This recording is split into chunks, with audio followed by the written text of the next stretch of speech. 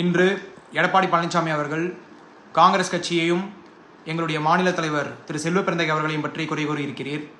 காங்கிரஸ் கட்சியினுடைய தலைவரை பற்றி பேசுவதற்கு எடப்பாடி பழனிசாமி உங்களுக்கு என்ன தகுதி இருக்கிறது? உங்களுக்கு முதலில் அதிமுகவின் மீது பற்று இருக்கிறதா? அதிமுகவின் மீது விசுவாசம் இருக்கிறதா? அதிமுக கட்சியின் அடித்தளத்தை அமைத்தவர் புரட்சி தலைவர் எம்ஜிஆர் அவர்கள். அந்த கட்சியை வலுவாக கட்டி அமைத்தவர் புரட்சி தலைவி ஜெயலலிதா அவர்கள். அப்படிப்பட்ட தலைவர்களை மிக மோசமாக இழிவாக பேசியவர்கள் இந்த பாஜக தலைவர்கள். அப்படி உங்களுடைய தலைவர்களை இழிவாக பேசிய பாஜகவினரிடம் நீங்கள் இன்று கூட்டணி சேர்ந்திருக்கிறீர்கள். எதற்காக?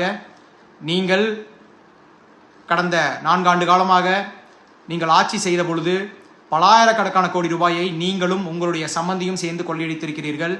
உங்களுடைய சம்பந்தியை காப்பாற்றுவதற்காக மட்டுமே நீங்கள் இன்று பாஜகவினிடம் கூட்டணி சேர்ந்திருக்கிறீர்கள். பாஜகவினிடம் கூட்டணி சேர்ந்தால் என்ன நடக்கும் என்று அனைவருக்குமே தெரியும்.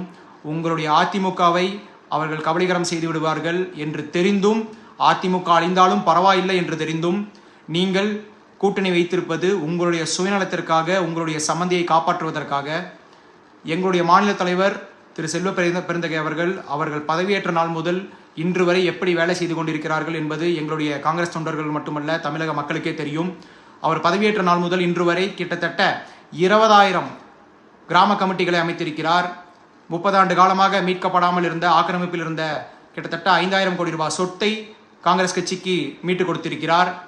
உங்களுடைய சம்பந்தியை காப்பாற்றுவதற்காக கூட்டணி வைத்து அதிமுக அழிந்தாலும் பரவாயில்லை என்ற உங்களுடைய சுயநலத்திற்காக கூட்டணி வைத்த நீங்கள் விசுவாசத்தை பற்றியும் ஒரு கட்சியின் மீது இருக்கக்கூடிய பற்றை நீங்கள் பற்றி பேசலாமா? முதலில் எங்களுடைய மாநில தலைவர்கள் எவ்வாறு பணி செய்து கொண்டிருக்கிறார், எவ்வாறு கட்சியை வளர்த்து கொண்டிருக்கிறார் என்பது எங்கள் அனைவருக்குமே தெரியும்.